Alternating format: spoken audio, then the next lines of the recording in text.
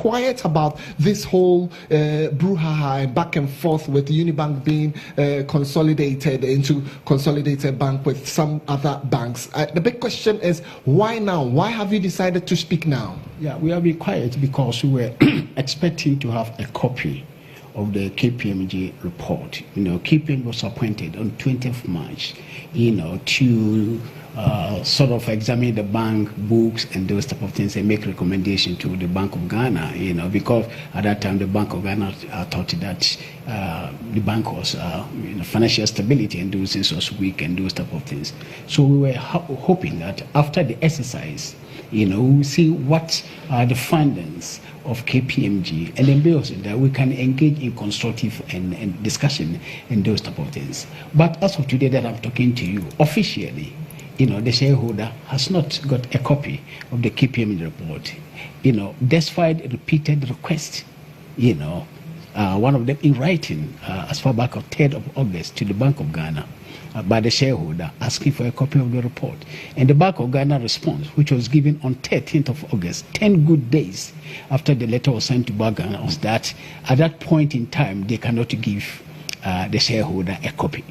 But then what we found out that over from last Friday over this weekend, the report is circulating in the media and various portions of the report are being quoted in debates and things like that. So we thought that now it is time for us to come to let the people know, one, the unfair treatment in which Bank of Ghana has treated the bank and shareholders and board of directors, and the fact that the report has been leaked.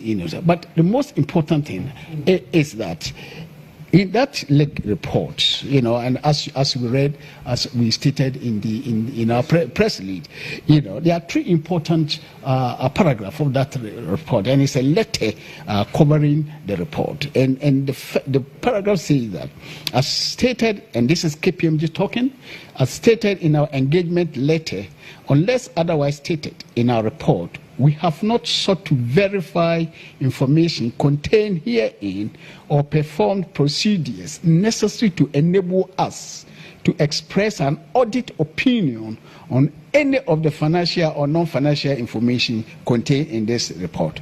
Accordingly, we cannot and do not express an audit or opinion on the information contained in this report. So in effect, the report is not an audit report because they have not verified information contained in there and those type of things. So they cannot describe it as an audit report. And then again, they state that we have not obtained formal confirmation from employees of the bank that they have made available to us all significant information relevant to our report, which they have knowledge of. Accordingly, we are unable to determine the extent to which information and explanations provided to us are complete and accurate, and the report should be read in that context. So again, KPMG itself is saying that, look, whatever that are contained there, they cannot justify or support that what they have there is complete or accurate or otherwise.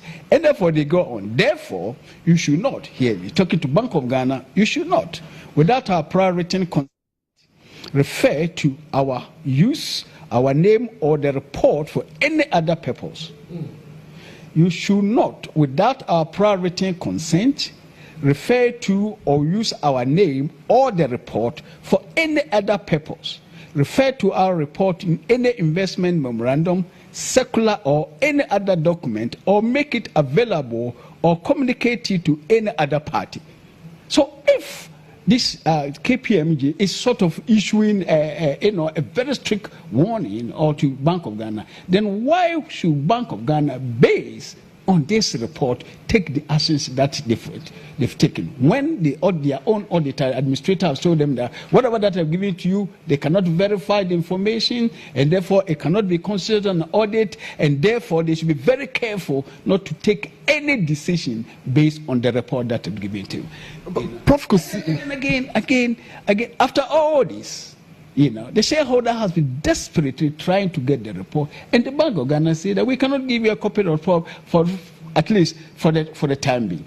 Why? So you can say on authority shareholders of Unibank do not have a copy. You only have what is circulating in the media, and that is just what you have. Can you confirm this? Yes, that's it. In fact, the shareholder has not got a copy. In fact, to me, a friend of mine picked it from the social media and sent to me yesterday morning. Otherwise, nobody, no shareholder, no board member has an official copy of the report from KPMG or from Bank of Ghana. Prof Kusi, there's one part of the information that is also in the media, and when you engage the central bank, they talk about it, that yes, with the bank, that's Unibank, it was difficult for them to have access and get some of the information that they needed. I mean, you sit on the board, you're a former member. When you hear such things, did they really have access, or did the board have the opportunity to provide them access to get every bit of the information they needed? The Bank of Ghana has 3 constituencies to talk to.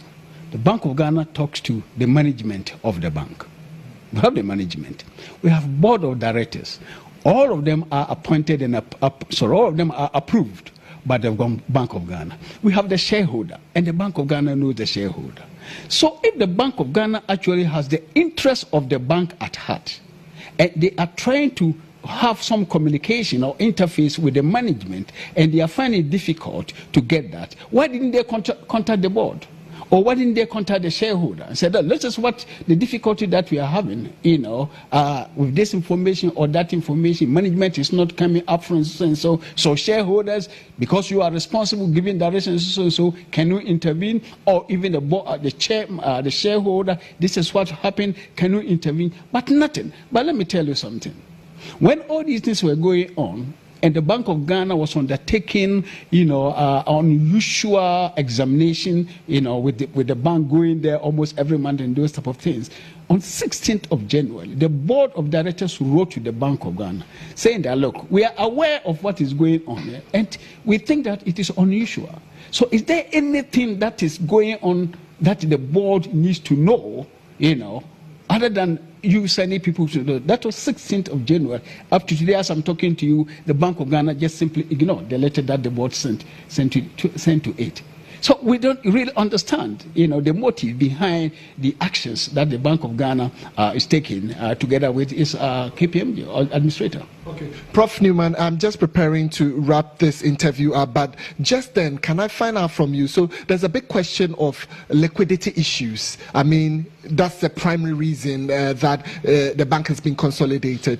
In your position as a shareholder, did you, or sitting on the board, did the bank, was it in the capacity to recapitalize the shareholders themselves? Do you think this was a possibility? Let me tell you something. The financial position of the bank as of 30th of June 2018. According to the bank, from our information, we had loans and advances to customers as part of our asset, totaling 2.58 billion. We have also provided investment property. The shareholder has also provided investment properties, totaling 4.2 billion, of which the first sale value of those assets amount to 3.5 billion. When KPMG prepared their report, they impaired the whole 2.58 loans and advances. They impaired these to 350,000. Can you imagine that? From 2.58 billion loans and advances given out, the KPMG said, no, as far as concerned, it's 370 that is performing. And then the asset that the shareholders say, okay, look, if there's liquidity problem, we have this asset. Fourth sale value is 3.52 billion. Just take it and so. And then the official administrator KPMG completely ignored it. And so when the shareholder had a meeting with them on 30th of June to discuss these issues, those are the issues that he raised. I said, so why didn't you recognize these assets that are given to you of this value? And then they told me that, look, we haven't got time, we didn't have time to verify them and to do that. Prof, with all these... But wait, they didn't have time to examine properly and fully the assets. But all the liabilities, that were recognized, they had time to recognize all of them. And based on that, consolidate the bank. Just before I go, I mean, with all these documents you've shown, with all these facts, would you seek legal redress then? Because that's the only option available to you, maybe. Well, that's the decision that has to be made by the shareholder, and I'm sure the shareholder is thinking very seriously about what action that he wants to take next. You think the shareholder will take legal action? Well, I don't know. It may include legal actions. For at this stage, I don't know exactly, which action that we take. But I know definitely that. I mean, he cannot allow these things to go uncontested. Then it means Unibank is consolidated now. But at the end of the day, would we fight back for Unibank? Well, if it's established that the decisions that were taken were wrong and those type of things, then of course Unibank will have to come back, and then there should be some compensation. They're not only coming back, but there should be some compensation for this taking all these decisions and those stuff. I mean, look, can you take up somebody's assets, without giving him the opportunity or the reasons why you've taken those assets, and giving the opportunity, if it is a liquidity problem, giving the opportunity for him to, liquefy it, make it liquid. Prof. Newman Kwesi, these discussions will go on in the coming days, but Sewami here, that's the